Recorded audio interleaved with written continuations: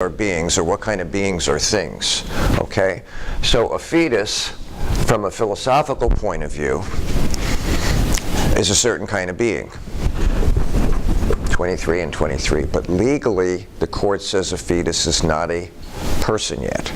So it lacks full moral standing. So this decision here in Roe, get this right, people, is a legal decision, not an ontological one. They weren't interested in philosophy. They were interested in the law. Any person born, the 14th Amendment. Okay, so the first part of Roe, woman's right to terminate is hers. Okay, but it's not absolute. Number 2, the fetus is not a person. Number 3, prior to the end of the first trimester of the pregnancy, the state may not interfere or regulate an attending physician's decision reached in consultation with the patient that the patient's pregnancy should be terminated. So the first 90 days, woman can terminate her fetus anytime she wants, no restrictions at all. After the first trimester, until the fetus is viable, back then 35, 36 weeks, the state may regulate the abortion procedure for the health and life of the mother. So if the woman's got medical issues and the fetus is going to jeopardize her life, the woman can always have another fetus. The fetus cannot have another mother, so they always come down on the side of the woman for either her health, mental health, or her physical health. And after the fetus becomes viable, the state may prohibit all abortions except those necessary to preserve the health of the mother. So, within the whole pregnancy, a woman's right to terminate her pregnancy is hers and hers alone, if she can prove health or life. Any challenge to Roe versus Wade must include a provision for the health and life of the woman. If the health is not there, and we'll go through laws that have the life but not the health, it's automatically going to be rejected by the court.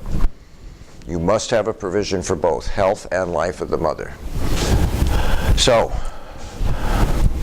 woman's right to terminate is hers, but it's not absolute. A fetus is not a person according to the legal definition, the 14th Amendment.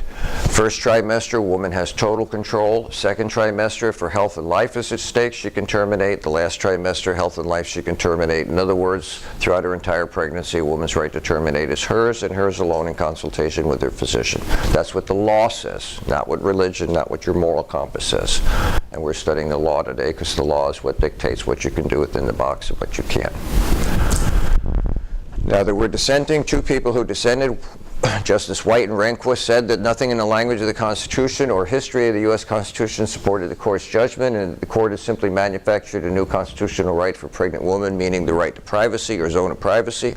The abortion issue should have been left with the people in the political process they devised to govern their affairs. The issue is hardly settled. There are anti-abortion movements. Many state legislatures passed restrictive abortion laws. Now get this right, too. We'll go back to the local state. And Florida's passed laws that say you can't have an abortion after viability. As soon as a law like that is passed, it gets challenged and tries to go to the Supreme Court. The Supreme Court does not have to hear a case if it doesn't want to, and it's decided it doesn't want to hear any of them. Because to decide to overturn Roe versus Wade, it takes the whole moral compass and it turns it upside down. Not just Roe, not just the abortion, but when we get to embryonic stem cell research, it'll do the same thing. The court is unwilling to deal with that now, and that evidently is their prerogative. That's their choice. They do not want to upset the moral landscape right now, so they say no each time it comes to them, or they refer it back to a lower court. Whatever the lower court has decided, that's the way it continues to go. They do not want to touch this. Now, it says that both the progressives on the court, the liberal-leaning, and the conservative want to go back. The liberals want to go back and close the door, and the progressives want to say it was done wrongly and do away with the law. And then we're back to what we call back alley clinics, and I'll explain that in a few minutes. Okay, so this is where Roe versus Wade is. 5 points you need to know for your quiz, the most you're going to have out of any of these case laws. This is the fundamental one. This is the rock bottom that decides whether you can have an abortion or not. Life and health of the mother at stake. Woman can abort because she has complete control over what happens to and inside her body, because the fetus is an entity, it's not a person. Therefore, it lacks full moral standing. Any questions about that? Okay. 3 years later, the Congress passes something called the Hyde Amendment. Now, this is not a law, it's an amendment, but it goes into effect. I'm sorry, this is not a Supreme Court law, but it is a law. It's an amendment that goes into effect. Now, this is what happens. Back in the early 60s and mid-60s and 70s, the government gets into the health business. Up until then, we've had what's called state rights. Most of the time, the states decide what their people want. If it's different than your state, then live in your state and don't move. But the government started mandating certain requirements about health. The main one would be this. Well, I don't know if it's most. There's still a sizable number of people don't have insurance, but you have an insurance plan. It's called the emergency room. The government passed a law that said all emergency rooms have to treat people who come in the front door. Well, what if you can't pay? The government took that into consideration because hospitals have such large bills. They're huge buildings on lots of land. They have big taxes. They have electrical bills. They have payments to be made. You can write down all those And corporate CEOs that need jobs. You can write down well, you can't write down the CEO expenses, but there's lots of expenses you can write down which lowers your tax liability of what you have to pay. That's why emergency rooms are required. They're required to see you, and we've given the hospitals a benefit. So what happens during this time is the government institutes Medicare. That's federal care. And then the states institute what's called Medicaid, state aid Medicaid. And the states were saying, look, you're making us do this. We don't have the money for this. And the state said, here's the deal. Let's say Florida could put up $3 billion towards health care, Medicaid. The government says, okay, we'll match that with $3 billion. So now you have $6 billion to take care of your people with. The states were happy, double their fund, their ability to take care of it. Everybody follow that? This is called matching funds. However, the Hyde Amendment says you cannot use our money or your matching fund for payment of abortions. They're not stopping a woman from having an abortion. They're just saying the money that would normally be available through matching funds, off the table. You can't use it. You want our money? You can't use it. Everybody get the Hyde Amendment? It limits the amount of money available to perform procedures, to compensate medical facilities, medical people. Well, who does that affect the most, the rich or the poor? The poor. The rich would just get on a jet. Back in the 60s, they just go to Paris, and you can get one there, just come up with the right amount of money.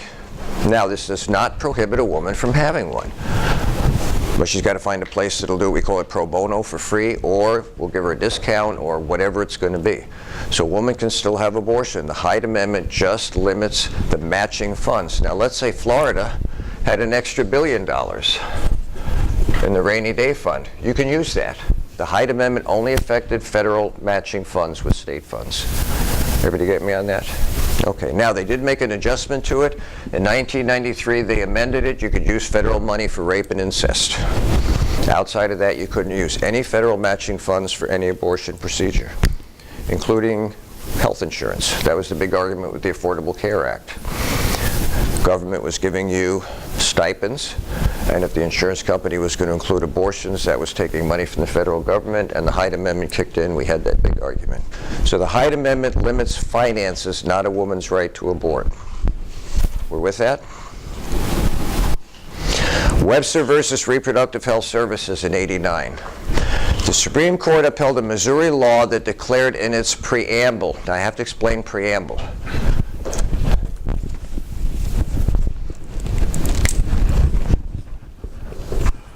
Here's I-75. We're going to call that the law. Here's the interleave that lets me come up to speed. We're going to call this the preamble. The preamble is not part of the law. It gets us into the law. Everybody get that? So it's not part of the law. There's a Missouri law that declared in its preamble that the life of each human being begins at conception. Now this goes against the original decision in '73 that a person is not a person until they're born. This statement was considered to be only a value judgment favoring childbirth over abortion. The closer you get to being a newborn, childbirth is what the court is willing to honor as a person with full moral standing. Why?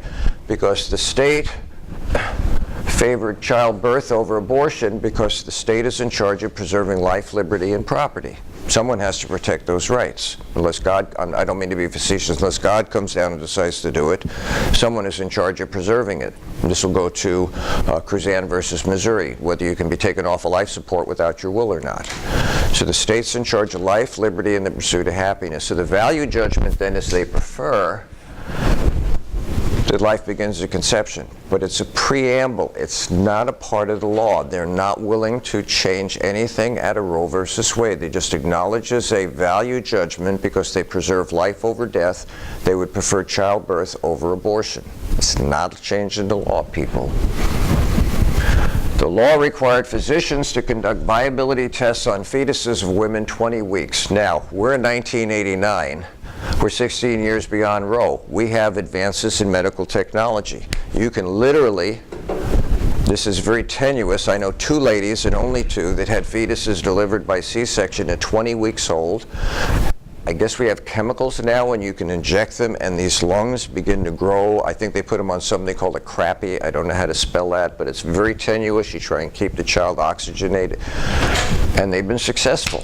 I don't know if it's all the time, but at least the 2 cases I know, both of these little critters survived. So the court said in Webster, physicians are required to test for viability. If they think that the fetus could possibly live reasonably outside the womb, no state funds, state facilities, or state employees can be used to perform an abortion. They're still not saying a woman can't. They're now reducing even the state monies that were available under the Hyde Amendment. And it all goes back to viability. Why? Because viability is almost life outside the womb. If you're Look, it doesn't care if you're born vaginally, if you're born by C-section. When you come out of the oven, you're a person as far as the law is concerned. If you're that close and the court deems you could survive, they're not saying you can abort. They're saying you can no longer use state funds, state facilities, or state personnel to perform an abortion. You can still have an abortion. You have to find your own way now. Everybody with me on Webster? 2 years later, we get to Planned Parenthood versus Casey. Turns out in Planned Parenthood versus Casey, they're aware of the fact that in some situations, the woman who's about to undergo the procedure, look, there's 5 surgical procedures that we call abortion, from cutterage all the way up to dilation and intact dilation and extraction. And they weren't being informed of the surgical procedure. Now, what happens here then is we have a law called Cruzan versus Missouri Health Services in 1990 that has nothing to do with abortion, but it's requiring patient consent, informed consent.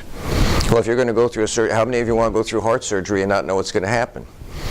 I did hernia surgery, and they brought out the comic book, and they showed me everything that was going to happen, informed consent. Well, the court realized that not everybody going through a surgical procedure called abortion was being informed.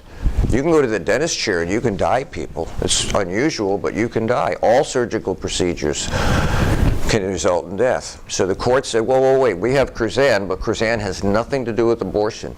It has to do with patient rights and informed consent. So in this law it says,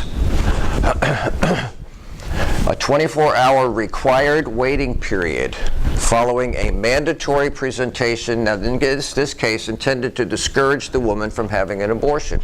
So what they're saying is the law says you must give informed consent. So we're now going to show you exactly what's going to happen. And now you have to wait 24 hours and think about it. If you still want it, you can have it. If the fetus is deemed viable, no state funds, state employees, state facilities, but you can still have an abortion. Everybody follow that?